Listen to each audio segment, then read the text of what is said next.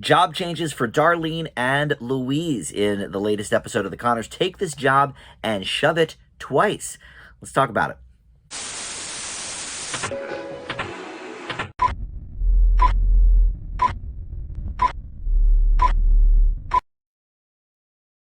Hey guys, Dan here. This is Dan Reviews It. Welcome to my Connors review for Season 5, Episode 8, Take This Job and Shove It Twice. We do Connors reviews here every single week that there is a new episode here on my channel, Dan Reviews It. And this year has just been an embarrassment of riches with new episodes. Every single week we've gotten a new one. Now, next week, there is no new episode. I guess there's a repeat on or something.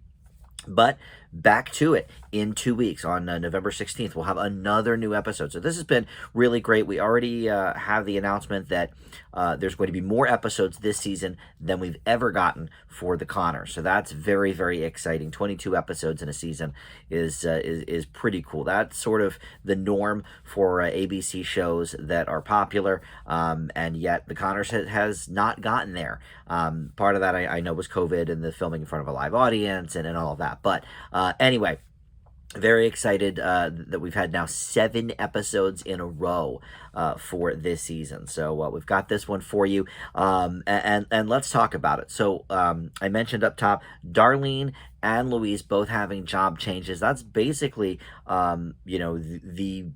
the thread of the A and the B story is all about employment and different changes going with that. So I don't even know where to start. They really are sort of a double A story here. I guess we'll start with Darlene, since she is, I think, more of, perhaps a main character than Louise.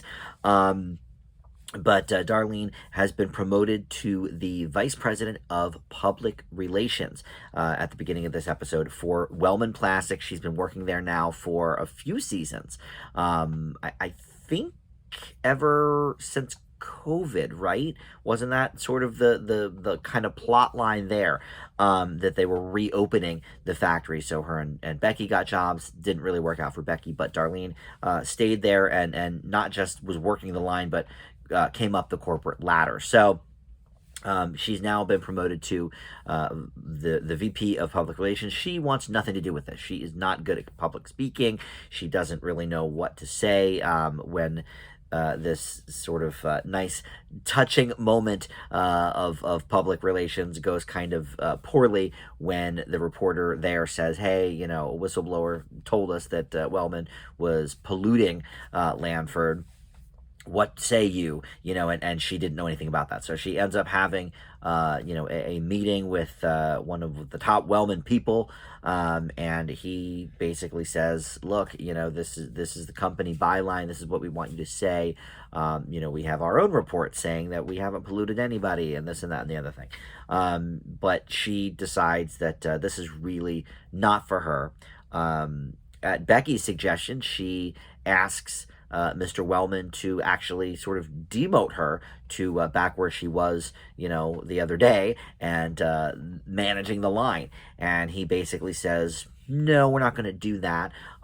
So either, goodbye or, do this as we ask. And if you, fight us, if you go to the press about anything, we'll just bury you with legal fees and this and that. So she ends up quitting. And unfortunately, that probably means the end of the Alexandra Billings character, who we do see in this episode. I have loved her. She's only really been in probably 5 or 6 episodes, I guess. Maybe not even that many. I mean, she shows up pretty infrequently. I think this is the first time we've seen her this season. But I really like that character. Robin is her name. And one of the funnier scenes of the episode is when Darlene sits down with her to kind of basically pick her brain about is Mr. Wellman a huge scumbag liar, and the back and forth is really good there. But if Darlene doesn't have this job anymore, it could mean, sadly, the end of that character. I'd love to see her again pop up somewhere in this series. I do feel that her and Darlene have forged at least a nice working relationship. Maybe not a friendship per se, but a nice working relationship. And so maybe we could see more of that character elsewhere. But basically, that's sort of where we end the episode. Darlene will be looking for work again. And this is, it's funny. This has sort of been a common theme, not only with Darlene's character in The Connors, but of course, the original Roseanne and Dan had similar issues of sort of going from job to job and, trying their hand at different things. And, we see that really until they buy the lunchbox. I'm not sure what season that was, maybe season 6. But before that, she worked obviously for Wellman Plastics in season 1, which she also quit. So sort of, definitely a lot of things coming full circle in this episode. But then she did the waitressing job, and then Dan opened the bike shop, and she was at the haircut place there for a while, the salon. So yeah, all of these different jobs, and Jackie too. Jackie's had a lot of different jobs throughout the series. So it tracks with this family, but I don't think anyone has ever gotten as far as a VP of anything, other than when they owned the lunchbox themselves. So it's been nice to see Darlene sort of on this upswing here, but where do we go next? I guess we will find out, in a couple weeks when we get the next new episode. But Louise, for her part. Well, at the beginning of the episode, she is frustrated with Casita Bonita, which has been kind of a fixture since Roseanne season 10, the reboot, and then into The Connors. It's where Dan and Louise reconnected after many, many years. Becky worked there for a while. I think Darlene even worked there for a couple episodes, right? A lot of sort of memories and coming together moments with this family have been at Casita Bonita. In my mind, I'm thinking, well, maybe they just want to have one less set to worry about. I don't think, maybe I'm wrong. You'll remind me in the comments, I'm sure. But I don't think we've seen Casita Bonita this entire season. So it's possible that, maybe, I mean, look, the set's already built, so it's there, but whatever, maybe they just want one less set to focus on. So they decided to not show that anymore, because Louise ends up walking off the job after, they don't like her unionization idea. They don't want to put, it was sort of a jokey line, but they don't want to put, soap dispensers in the employee bathroom, that kind of thing. But so she ends up coming to work for Jackie at the lunchbox, and she has a lot of, I think, really good ideas. And I think Jackie probably thinks they're good ideas too, but since they didn't come from her, she doesn't want the pressure of doing that. And so Louise keeps kind of asking her about, hey, why don't we do this? How about we try this promotion?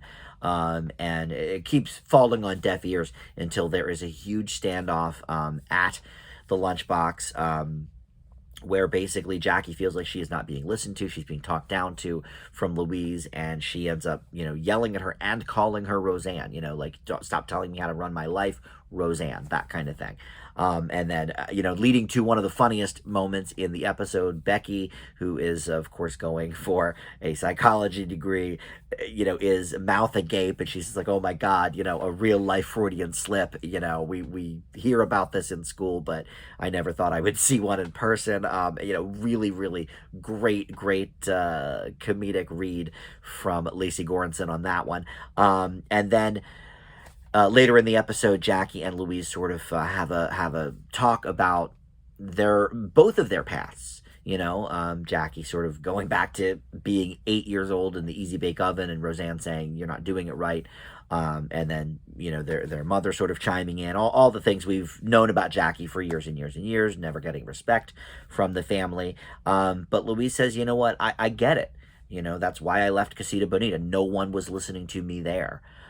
So they both sort of bonded over that I thought was a great scene, especially earlier in the episode. They kind of laid the groundwork that, hey, if you haven't been watching or following along that closely with this program and this family, Louise and Jackie have, a checkered past dating back to high school. And so when she sort of not so subtly asking for a gig at the lunchbox. Jackie's sort of pretending not to hear it. And Louise even says something like, I know, that we've had our issues, but I think, we're getting closer, and that's great. And Jackie's like, oh, yeah, it's great that you think that. But it sort of is reminding the audience, it was very cleverly written, reminding the audience, okay, these guys have a little bit of a past here that will definitely play into what happens in this episode. And I've been saying this really, I think every episode this season, that the way they are weaving Roseanne's name into the episodes, it just seems so authentic. And, I really loved this one specifically because, sometimes it is in a loving type of tribute, and this one, not that, Jackie didn't love her sister, obviously, but this one I think really cut to kind of the core of that dynamic between Jackie and Roseanne, and something that Jackie has been carrying with her for decades. So I really thought that was a really well placed use of evoking, the name and the character of Roseanne. I really, really like that. All right, so what else is there to say? Well, we didn't see some of the characters. Mary was absent yet again. Jaden Ray, Mark was absent yet again. I think last week their absence was the most disappointing because it was the Halloween show. I really, especially Mary, she's the youngest, of the bunch other than Beverly Rose. And, I talked about this last week, so I don't want to repeat myself, but it would have been great to see them in last week's episode. But they were both absent from this week as well. And Harris, Harris shows up anymore just to kind of make jokes about drinking and to drink. The tag scene was very, very funny. Dan, Ben, and Harris were all playing a drinking game and Darlene, I guess, but she passed out pretty quickly, where they were all taking shots whenever Louise or Jackie in the other room would say the word manager, because Louise is trying to talk Jackie into making her the manager of the place while Jackie, retains ownership and all of that. So every time they said manager, they would drink. But Harris, and this was a thought that I had in a conversation I had with a few of you in the comments a few weeks ago, when part of the theme of the episode was Harris drinking, and it was like, well, they're playing with her age a little bit because she wouldn't be 21 yet, but really in the timeline from the old Roseanne days, she would be like 25 or something. So it all kind of, it makes sense, I guess, that they're sort of just playing with her age. But every single episode, I think in the last 3 or 4 or 5 weeks, we've gotten some sort of, she brings beer in, or she is drinking, or whatever.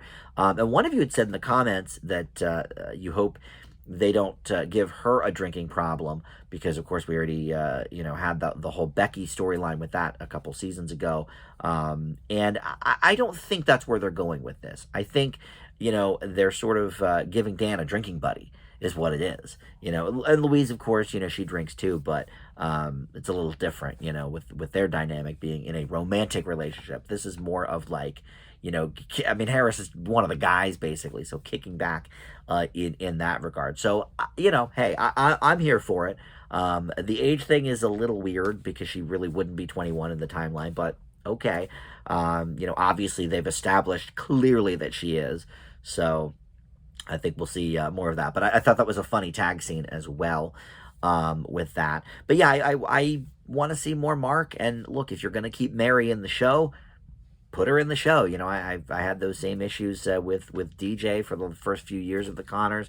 They've, relieved Michael Fishman of his contract, but Mary is still technically a part of this family, so let's put her in more episodes here or there if we can. She doesn't necessarily have to have storylines, but it just would be nice to see the character every now and then. And Mark, of course, we always miss him when he's absent for a couple of episodes, and that's how it has been. I think he was in maybe maybe 3 or 4 so far of the 7, but definitely less than half, I would say. So maybe only 3.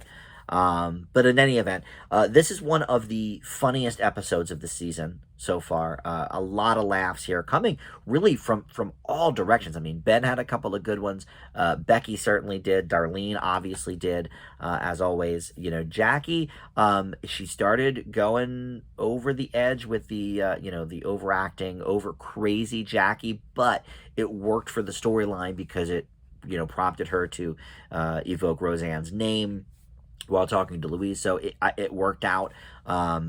But yeah, I thought everybody was really on their A game in this episode. This was written by Shelley Dennis. She got the writer credit on this one. And this is only the second episode that she has gotten the writing credit on. The other one from last season, which was one of the ones where Becky was dating the teacher. And this was the one with Chuck getting laid up and then not wanting anybody's help, and we see Chucky Jr. and stuff. I forget if we saw him or not. I think we did, but anyway, he didn't want any help, and said his son was coming. And both this episode and that one had a lot of laughs, but also some really interesting sort of character development type stuff. So I like that. I want to see more of this Shelley Dennis. This was directed by Jody Margolin Hahn, who directs many episodes every season. This is already her third one from this season. She directed the season premiere. She also directed the season finale of last year. So, she's at this point one of the mainstays in the director's chair. So we love that. But overall, I thought this was a really quality episode, both in terms of advancing the plot, because now I think we're going to see what's going to happen next for Darlene. And I like the dynamic of Louise and Jackie working together at the lunchbox. So, both of those things I think are going to be good fodder for the rest of the season, but also got a lot of laughs out of this one as well. So, one of the best of the season for me. I give Take This Job and Shove It Twice an A-. All right, no new episode next week, but like I said, the 16th, we should have another one, and probably, it'd be weird if they just did one and then went back to repeat. So next week, we'll have one, and then the week after that would be Thanksgiving. So we may get a Thanksgiving episode this year, if there's a new episode on the 23rd, and then we'll go from there, and hopefully we get a Christmas episode. I don't know, but with 22 episodes every season, or at least this season, I think we'll definitely be getting some more of the great Connors holiday episodes that we've come to know and love from back in the 90s when Roseanne did them. So thank you for watching. We'll see you next time on Dan Reviews It. Bye.